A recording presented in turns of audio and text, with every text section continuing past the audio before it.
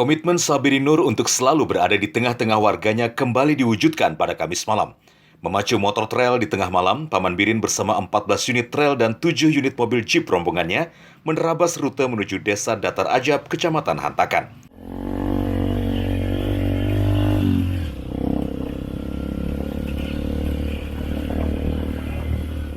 Desa ini merupakan salah satu terparah diterjang banjir bandang dan sempat terisolasi karena putusnya akses akibat longsor.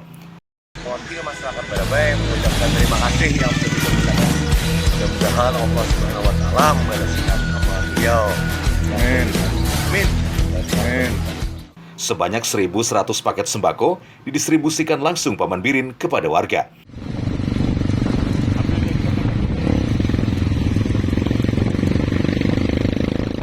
Sebelumnya rombongan ini juga menyinggahi Desa Waki di Kecamatan Batu Benawa untuk memantau langsung kondisi rumah warga, fasilitas sekolah, dan perkantoran yang rusak.